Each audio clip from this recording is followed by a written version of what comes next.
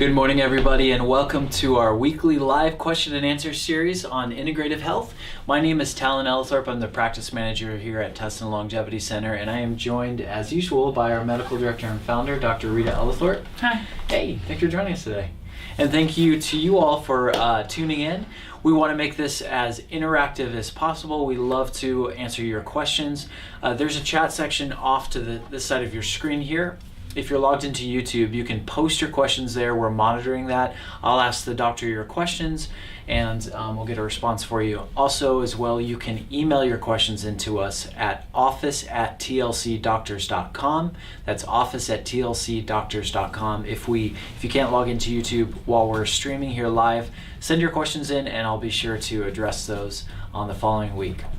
Quick disclaimer, this show is meant to be for information and exploring health topics from an integrative, functional, preventative medicine standpoint, but this isn't meant to replace your relationship with your doctor and specific medical advice. So please do follow up with any specific questions with your physician. We are accepting new patients here, as well as offering telemedicine if you cannot come into the office or don't want to come into the office, or if you're feeling ill, or if you're at a distance from us. We'll set up a live video streaming call with you and the doctor, and we'll answer your questions then. All right, well, without any further ado, I think this week we would just really love to see what questions you have to answer, and we'll dive into those. In fact, I have one that was emailed into us just yesterday, I believe, Doctor, that I'll ask you here, if that's all right. Mm-hmm. Okay, so, of course, my screen froze here. Here we go. Enjoyed watching the weekly broadcast last week, and I do have a question on vitamin D3. My husband is 72, 6'1", 165 pounds, very active with golf and yard work. He refuses to take more than 1,000 IUs of vitamin D3K2 a day because of his fear of producing kidney stones, which he has painfully struggled with multiple times over the years. His blood work 2 years ago was 46 micrograms per ml of vitamin D. Many doctors over the years have told him that vitamin D does produce kidney stones. Would love Dr. Ellithorpe's wisdom on this.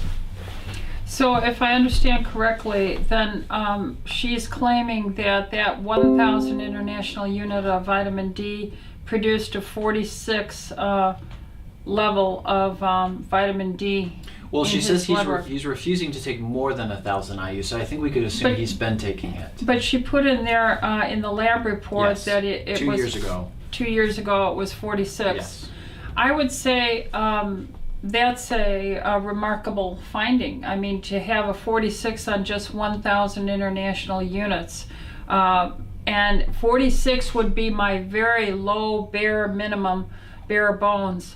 The second thing I would say, other than 46 is adequate, the research, especially with all this COVID and looking into vitamin D as a very important component of helping your immune defense, is that if you were above 45, okay, that they found very good results. And then, of course, the higher your vitamin D, the better your resilience was. I like to have my patients at 80 or higher. I like it between 80 and 120, and I've done this for decades, okay? But I have to say I have never in my life of practice ever heard an association between vitamin D and kidney stone formation. Never, not once. And I am studying exhaustively for years, decades, okay? I am not new to this. And so I screen the literature. I listen to lectures on this. I am doing this week after week after year. Never once, not once, have I ever seen the association between vitamin D and kidney stones. Rather, I would hear this regarding vitamin C. Right. All right. So they must be misunderstanding what their doctor is saying. And since most doctors are not really trained in nutrition, and I just fell into this because I was raised by a father who worked in food research for Armour Company in the Chicagoland area. My whole life, these past 40 plus years, have been involved in nutritional research. So I would say, do not worry about the kidney stones. And number two, I would say, if indeed that 1,000 international unit of vitamin D gave him a 46, then he's okay. You know, I would ask, I would probably, if he was my patient, say take 1,000 odd days, 2,000 even, just to move it up in a little safer range, and for all the other physiologic benefits. Right. Also, combining the K2 in with the vitamin D, there's an idea that Cardiovascular. A cardiovascular improvement, and doesn't it help with the vitamin D uptake and driving it into the bones, bone strength? Correct. Right? Okay. Yes. There's really, vitamin D is a hormone, and it has a plethora of activity in enhancing, repairing, defending. It's much deeper than just bone health. Okay. Right. And I've working with you for many years. You've been my mom for my whole life, and I can't say that I've ever really seen you prescribe less than 5,000 IUs a day to most people. Right. Maybe a child, you have them on a dropper of 1,000 IUs. Right. Okay. Great. Well, thank you so much for that question. Again, that question was emailed into us at office@tlcdoctors.com. So if you can't participate in the chat section of the video over here to the right of the screen, then you can email those questions and we'll be sure to ask those on the following week. Let's see if we have any questions here. We got some Merry Christmas. Merry Christmas to you all as well, too. Merry Christmas.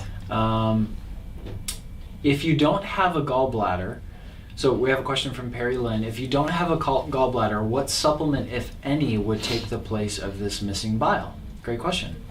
Well, I would use the orthodigestzyme or ox bile that's in it with the gallbladder is just a sac that holds on to the bile that's generated from the liver after metabolizing expended old dead red blood cells, and they're processed into bile. Then it's put into the gallbladder. When you eat fat-rich food, which we support, that fat then will stimulate a chemical response for the gallbladder to contract to help emulsify or put the fat in your food in little tiny envelopes, so to say, for distribution in your body and sending them certain places. So ox bile, which is an orthodigestzyme, I tell people, even without a gallbladder, the food in today's world is becoming so marketed, manipulated, shelf life processed that I think digestion is, and I think disease largely begins in the gut, especially if you're blood type A, and A's don't make enough digestive enzymes. I'm not talking about gallbladder ox bile right now, but A's as a class don't digest. But since orthodigestzyme has ox bile in it, I would say definitely, if you're blood type A, start using it even as a child, with your dinners at least. All people past the age of 50 probably need digestive enzyme to help them, because we're slowing down in every way as we age. Right. And to help digest food, even in the B-type blood, the AB blood, the O blood, probably with dinners, a big steak or whatever, you probably need help past your 50th birthday. Right. Okay. Well, good question, Perry Lynn, and thank you for asking that. Next question comes from Marlene, and Marlene asks, vaccine yes or no vaccine? What will be your recommendation? I've been a patient with you for around 15 years, and I trust you completely. Happy birthday, Jesus. Amen. Well, there are 3 vaccines. There's the AstraZeneca, Pfizer, and Moderna. And the one of them is a adenoviral delivery system of a DNA component, and the other 2 are messenger mRNA delivery systems. I don't know if I have the names linked correctly with which is with. I think Pfizer is the messenger RNA, and Moderna I think is the messenger RNA, and the newer one is an adenoviral delivery system of the DNA. Now, we've had 1 year, 10 months to develop these vaccines, and they do have the class 1, class 2, or phase 1, phase 2, phase 3 studies in humans, and they're reporting minimal side effects.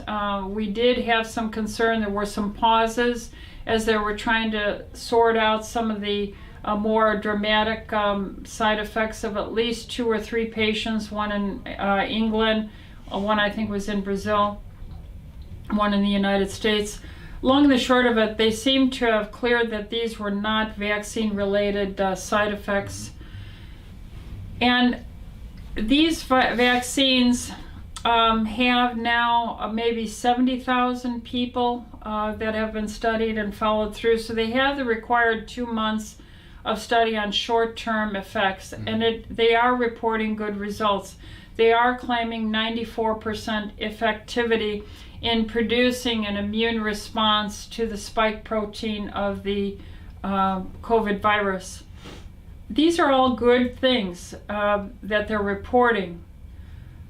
I am saying, why, if we have people who are a virus that is 99.9 something you recover from if you get it. If you're a young person, it's 99.98999.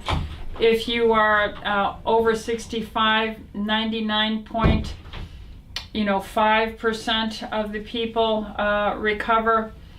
I would rather use the immune building, health restoring, immune defensive protocols, such as with using vitamin D, quercetin, zinc, vitamin C, plenty of water, a good night's rest, a low carb diet. I would rather emphasize those things and share nutrients and take those than to later learn that there was some long-term impact that they didn't determine would happen. And then, of course, history of vaccine concerns, vaccine injuries have been problematic as far as transparency to get information, because these vaccine companies are indemnified. They are protected against you ever suing them if you're injured. So I don't like that. I would always want you to be responsible, as I am, for the advice I give. I am liable. I could be sued and brought to court if I erred, and this is appropriate. Why are vaccine companies indemnified? And that creates a vacuum where potential exists for overlooking for the sake of producing something that will make them an income. I don't like that scenario. Right. And again, if there's the little to no accountability. Yeah, the survivability is 99.9 something for the young, 99.5 something for the old, and we have such volumes of solid research on the vitamin D, the IV, vitamin C, ivermectin, hydroxychloroquine. The American Medical Association quietly retracted its statement that we should not give hydroxychloroquine. Now they're saying, well, yes, you can give it, And I just don't like the politics involved here. So for my patients, since our whole thousands and thousands of patients, how many thousands of visits have we had over the last 10 months? Not one of my patients has become seriously ill. Right. There might have been a COVID positive test turn up, but there's been no ill effect on any. And I deal with a large population of cancer patients, diabetics, autoimmune, cardiovascular, a lot of comorbidities here. Right. So I don't necessarily have a young, healthy population. I'm more the elderly Medicare group. And we've done fantastically using prevention. Yes. So given it doesn't seem to be as risky, 99.4 recovery, 99.5, and we have this potential of something new, I'm going to stand back and observe and protect my patients, and I am going to emphasize the known research on preventative medicine that we've clinically proven here for decades. Right. Well, and I'm not a doctor, so my personal opinion on it, and one of the things I love about being in America and being an American is our right to freedom and to make our own informed decisions. I think a doctor's creed is first do no harm, Right. and the cure cannot be worse than the disease, Right. of course. And so for me, myself, my family, I would look at, I would ask questions about, okay, I'm in my 30s, my wife and I, our kids are young and healthy. This disease has not really rocked had much of an effect at all on adolescents and children. Right. If there is a 99.9% survivability from this, and we In know your that's age group. in my age group, exactly. And the vaccine is 94% effective, and we don't know the long-term effects of it. Why would I be in a rush, at least, let's say, to take this vaccine when I have this abundant wealth of tools of prevention, of taking care of my family, of especially during cold and flu season, watching what we're eating, minimizing carbohydrates, minimizing sugar, increasing our fluid uptake. And yes, of course, practicing good hygiene and washing hands and all that. But so far, I still want to see more information for myself before I'm going to jump in line and get this vaccine put in my arm.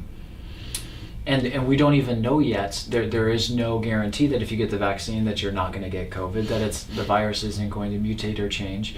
They're still saying wear a mask. They're still saying social distance. So I think it absolutely raises some questions. Now, for my elderly family members in their 80s or 90s that maybe have comorbidities or other diseases, sure, I think that's, you look at the risk versus the benefit and say, does it make more sense for me to take this vaccine to prevent something that does have a less survivability rate with elderly and comorbidity diseases, or But that percentage is somewhere around the 99.5. Yeah. So that even still is better than it's still the very low. COVID best results of 94%. And we know without a doubt now the CDC and the World Health Organization, the information has changed so much and they've retracted things.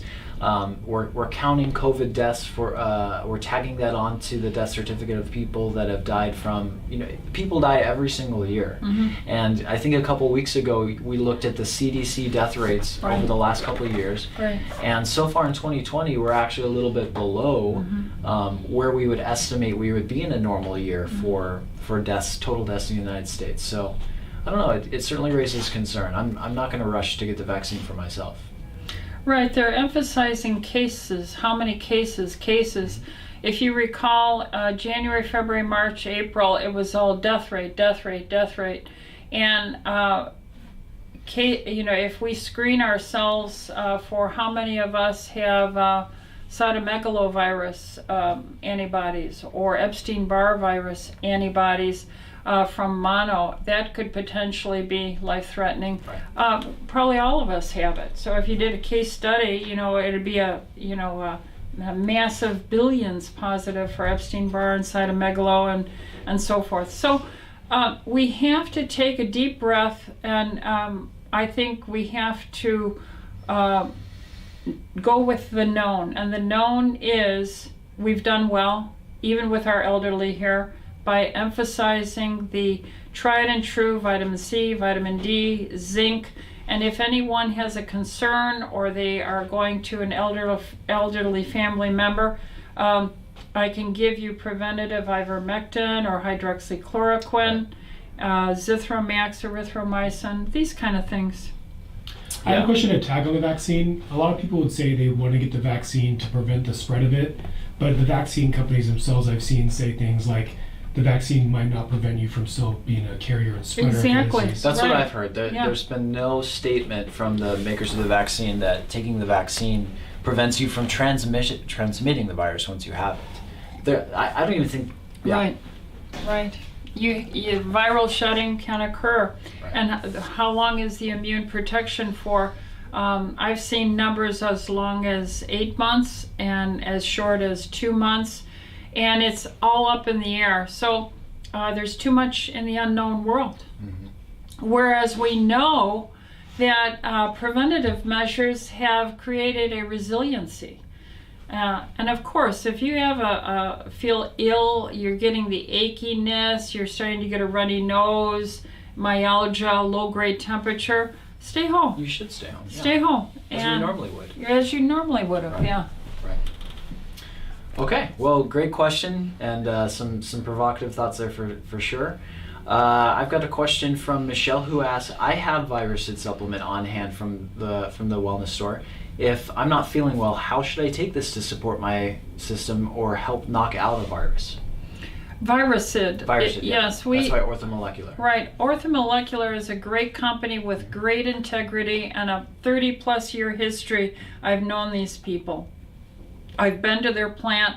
I've seen their excellence in certifying the contents and the amounts in them. Virusid is something I strongly recommend. In fact, I'm recommending Virusid as a preventative right now to just take through the winter season as a preventative. We have two forms really of our immune system. One is the adaptive and the other is the innate. The innate is like your T cell, and out of the T cells you get natural killer cells, and these killer cells are able to even identify and tag bad cells like cancer cells and kill them. So we have this T cell system here. Then we have the adaptive where you have the B cells and you make antibodies and so forth. That's what the vaccine is trying to stimulate, the antibodies. Well, the contents that is in the Virusid that has like astragalus and zinc, these things are, and many others, I think there's 7 components in it. They are very good in the research showing building up the innate side of your T cell, natural killer cell side. So I think it would be totally excellent to use the recommended dose on 2 capsules a day is maintenance. Okay. And then they suggest as many as 2 every hour for I think like 6 hours of the day if you are coming under a symptom. So there's a loading dose if you feel like you're becoming ill for a day, 2 every hour for 6 or so hours. Yes. Right. And then anytime I get ill, I stop eating for a day or 2. Fasting. I just go into a fast, drink my water, rest, and but fortunately I never get ill, or largely Rarely. I never get ill. Yeah. I keep Virusid in my medicine cabinet at all times, and if my kids are even getting a sniffly nose, if I'm feeling just a little tired, that's one of my first go-to. Of course, vitamin D. I'm gonna boost up my vitamin D. At least double it for 5 days. Right. I'm gonna if I'm feeling anything nasal, nose, throat, that I'm gonna go to the Argentin. Right. And you know, I use the Argentin nasal spray almost every night. Well, you have such bad allergies too. Yeah. And I'm around my patients every day, every year, every decade of my life. And part of kind of like my cleaning when I get home, I will squirt my nose with Argentin Silver because it's known to kill coronavirus. Yep. Even Ebola is a coronavirus family. So that's part of my cleansing and staying. I'm sure I've probably come across it. In fact, in February, I had some of my patients are from Wuhan, China. Okay? And they came in around the 7th of February, and they called me first saying, do you want me to come and see you? And I said, come on down, you know. I remember that. Let me see you. They stayed at home for I think 9 or 10 days, and then they came in to see us, Yeah. Yeah, so Michelle, Virusid, great supplement. And correct me if I'm wrong, doctor, but 2 a day, 2 capsules of Virusid a day is a great sort of maintaining preventative dose. If you start to feel like you're coming down with something, you can boost that up to 2 capsules every hour. And I think they recommend for that for about 6 hours or so. The first day at least. Yeah. Yeah. It's building up that innate arm especially. So I like it. I use it. All right, and that is all the questions we have for now. Just a reminder, you can email your questions in during the week at any time if something pops into your head, office@tlcdoctors.com, and please put in the subject line, question for the live Q&A, question for YouTube, just so that it gets our attention. let's see what else. If you find this video valuable or these videos, please subscribe to our channel. You can do that right underneath the video there. And tell your friends and family about it. We want to reach as many people with research-based preventative, your many years of experience with yourself and some of our other physicians here. Of course, our IV department is open and running and humming. Yes, and they can take some walk-ins too. Yes, For absolutely. vitamin C. So if you have a loved one who's not a patient here, we have specific protocols for safe, very effective IVs that they can take even before they see a doctor at our office. I also want to note that speaking of Virusid and prevention, that we are putting together for the holiday weekend what Dr. Ellithorpe feels like is a really good foundational winter immunity pack that's going to have some core items in it like Virusid, like NK Immune, something that the doctors here developed. The D, the vitamin C. Vitamin C, yes. The bare minimum that I would use, that I have. Along with recommended dosing and information on that. So to be notified when we release that, you'll want to subscribe to our newsletter, and you can do that at our website, tlcdoctors.com. Hopefully you're on our mailing list and you'll get that notification. We have a limited supply of some of these things because the supply chain has just been really difficult, but we wanted to get it out there, especially get us through the hump of the holidays when people aren't eating their best necessarily, when they're around a lot of people. All I do all the rest of January and February is fix the food damage that people get into from eating all this junk food. But there is one very old article I want to bring up as research before we close. Yes. Written about 2,000 plus years ago, the Bible said, a merry heart doth good as a medicine. And so I think it's good to have joy, do not be fearful. And I have a little joke, and the joke is, what do you get if you cross a snowman with a vampire? I don't know. What do you get? Frostbite. All right, I love your corny jokes there. Hey, actually, I know we're right at time, but I think there's a couple of questions we can answer really quickly. Okay. I see Michelle had a follow-up question. Are the therapeutics you discussed earlier for COVID available over the counter?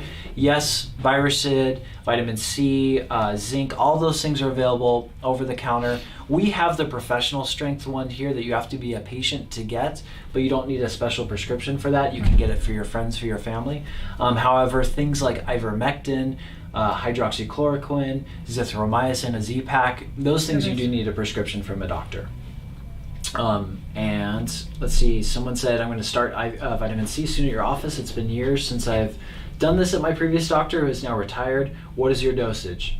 Dosage for vitamin C IVs, we start at 12.5 if you're a walk-in. If you came in today and I've never seen you, I will let you get a 12.5 gram. Which is a huge amount of Which is vitamin huge. C. Yeah. Directly intravenously, it's what we would put in the high dose category. In Wuhan, China, where they had this initial breakout, in January and February, the Chinese gave 6 grams intravenously, and it was effective. So 12.5 is very good. That. Then if you want to go higher, you have to let the nurse draw blood for a G6PD, so we know you have the enzyme that can handle higher and higher doses, and we can go up to 25 grams. We have the 50, 75, 100 grams if you become a patient. Right. Our highest dose vitamin C available to our patients is 100 grams. I've gotten that many times before. It's a big bag, lots of electrolytes and fluid in there. But I think our 25 gram is just such a phenomenal IV because we have so many. I call it the immune drip. Right. Because it's so helpful. Absolutely. All right. Well, Perry, we look to seeing you here at our IV department. And let's see, one more quick question we'll answer here from Steve. I'm getting foot cramps at night only in one foot. It woke me up at five times last night, despite taking magnesium, potassium, and B complex. I stretch my foot each day and before bed. What do you suggest? Water. The number one cause for age-related development of, I presume that he's above 50. Okay. Water. Americans just don't drink enough water. Mm-hmm. And so you might have taken the electrolytes that are very helpful, but I have in my TLC multi-mineral, Right. I have the plethora of all the minerals. They're the chelated, more bioavailable Right, forms. and So you got to make sure much you're not more just quick taking acting, any yeah. magnesium. But you know, it is minerals, potassium, magnesium, calcium that are very important. But I would say you have to drink a minimum of half your weight as pounds as ounces every single day.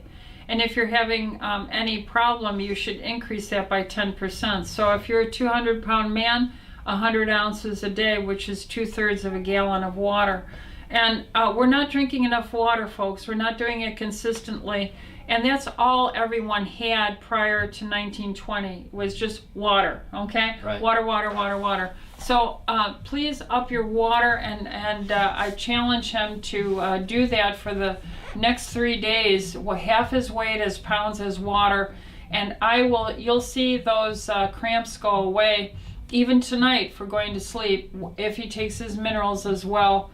And then of course there's chelation therapy that improves microcirculation all over. So believe me, this is something I see all the time. What we do and recommend works. Amen. Well, thanks everybody for joining us. Hey, where else can you go to ask questions live online? We can't prepare for these questions. You're just getting the real deal here. Yeah. So if you find this valuable, please subscribe. Tell your friends and family about this channel. We're here every Wednesday at 9:45 a.m. Pacific. Are we here next week? We are. We'll be here next week. Mm-hmm. Yeah, I might not be here next week. I think I might still be out of town, but you'll be here. Okay. Good old faithful. Well, thanks everybody. We're looking forward to seeing you next Wednesday at 9:45 a.m. Pacific. Hope to see you then. Stay well. Good. He said he does.